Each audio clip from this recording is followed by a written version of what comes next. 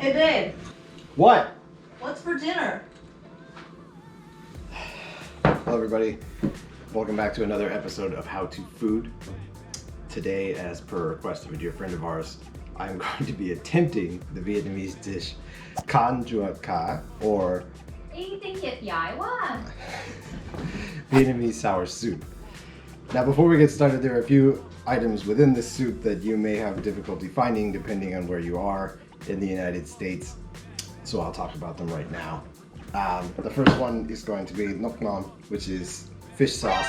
I know some of you are going to be a little afraid of how funky this stuff smells, but don't be worried, it'll be delicious. The other thing you may have trouble finding is this, which is essentially Taro Stem, but I found that it had a lot of different names when I tried to look it up in a grocery store or online. So some places called it elephant ear or Bạc Hà, which was the Vietnamese name. But it's basically just like a tuberous stem from the taro plant. It's all like celery.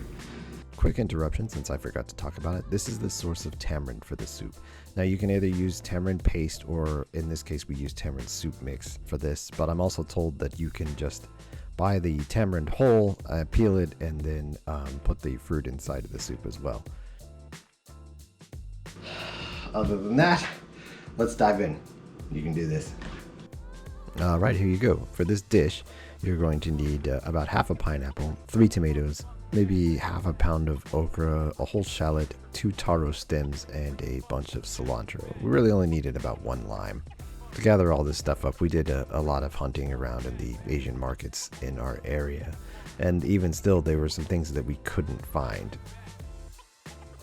Here's the taro root. This is actually what the bottom of the plant looks like. Think of it as a starchy yam. Apparently the dish is supposed to use an herb called rice patty herb. I could not find that anywhere.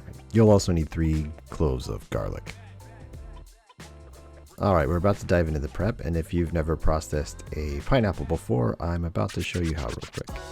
Cut off the top and the bottom so that it's easier to work with, and then just slice down to remove the outer skin. Then cut large slices from the center core like this, and then chop those slices up. You'll also need 3 tomatoes, which are going to be roughly chopped into large chunks. The okra you will slice like so. Probably could have been bigger than this. You'll also slice the taro stem along the bias, and then slice thin the shallot here. The cilantro just roughly chop. The bean sprouts you can just use whole. The chili you should slice thinly, maybe thinner than that. I didn't quite do good enough. And then the garlic crushed, peeled, and minced. This is about 2 tablespoons of lime juice, but we only needed 1. This is maybe 2 tablespoons of fish sauce, 1 teaspoon of salt, about 2 tablespoons of sugar. This is the tamarind soup mix. If I had to guess, this was the whole package. I think it's about 2 tablespoons and 6 cups of water. Here we have about our 1.5 pounds of catfish steaks. For the marinade, we'll add about a teaspoon of garlic, a tablespoon of the tamarind soup mix, and then a tablespoon of the fish sauce.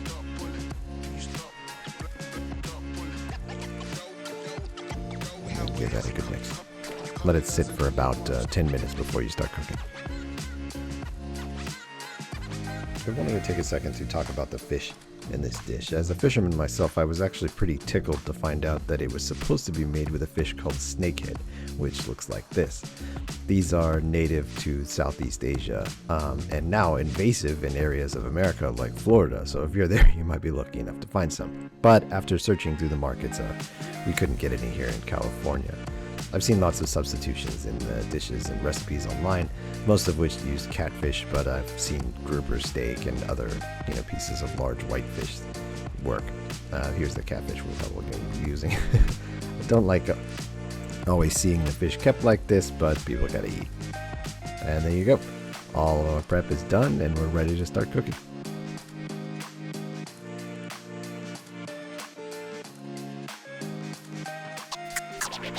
Alright, start by adding a tablespoon or 2 of oil to your pan and heat it up. We're going to be using this to fry the shallots first. Doing this in a medium-low heat. I don't want it too high because I don't want to burn the shallots, which they will burn if you take your attention from them, like I just did. Here I'm adding the garlic. Yes, the shallots are a little overcooked, but this still turns out okay. And then go ahead and remove them. Why do we do this? Well, this adds flavor to the cooking oil. All of that imparts onto the fish when you cook it later. And we're going to go ahead and add our catfish steaks and sear the outside. Probably turn the heat up here a little bit more. And then you'll turn them over here and there and try and get a nice sear on the outside. Go ahead and remove those. We can move on to the soup. Here we're going to go ahead and add our 6 cups of water, the teaspoon of salt, about a tablespoon of sugar, and fish sauce, and then here another tablespoon of the tamarind soup base. This ended up being enough. Later on we found that it needed more sugar to balance out the saltiness because the tamarind soup mix actually had sodium in it. Here we add our fish and then we'll cook for about 5 minutes until cooked through. Once that's done, and they'll almost be falling apart, you can take them out. Now we'll go ahead and add our vegetables, tomato, pineapple, and okra first, and then probably cook for another 5 minutes on a simmer.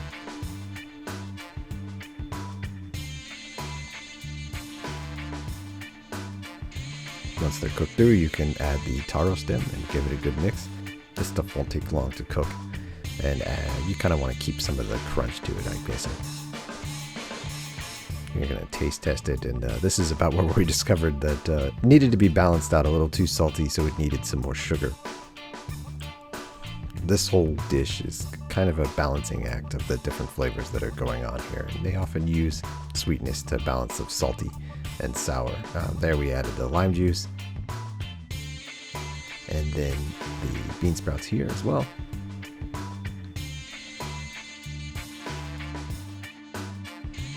And also half of the cilantro. The other half I just used to add on top as a garnish later. Mix that all together. And then add our fish back in.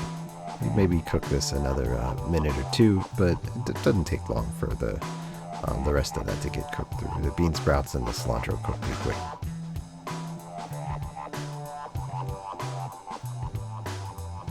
And you are ready to serve. In the end, you end up with something like this. You top with the shallots and chilies and cilantro as garnishes. The chilies will flavor the soup and turn it into something spicy pretty quickly, so be careful about that. Go ahead and serve with some rice. All right, that's it. Dinner is served. I'm hungry. All right, so let's find out what I've done here. I think I'm gonna start with the soup, because this is the thing that I sort of questioned last time. The soup I think is right this time. Yeah. Spot on. But I think that the fried shallots add kind of an interesting, like, extra note to it. It's kind of weird. Just diving into the rice first. Yeah, you gotta dip your rice into the soup. Ooh, got more. Hello. Visitors. Yes. Somebody else is hungry. That one's for you. Thank you. Go for it. It's good. Good job. Thank you. And then this is the taro root. Let's see how I feel about it. Like half.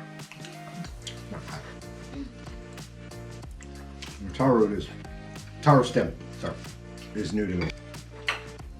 Our resident expert is putting rice into the soup. What are your thoughts? As good as comforting, which is nice. But I mean, like, how do you feel about the sweet and the sourness, The the sweet balance and of the the soup? sour. You got catfish.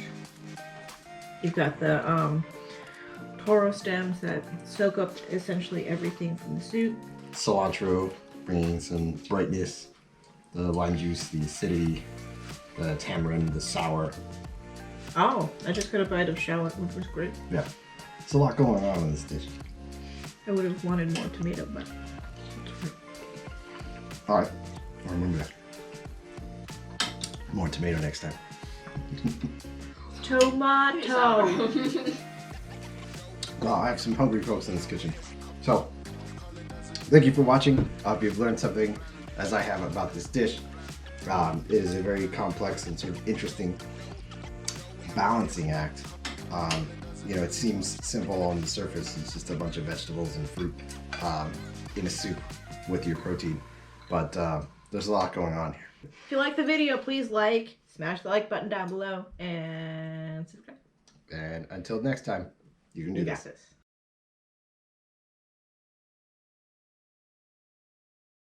Okay, it's me. I'm back. 4 seconds.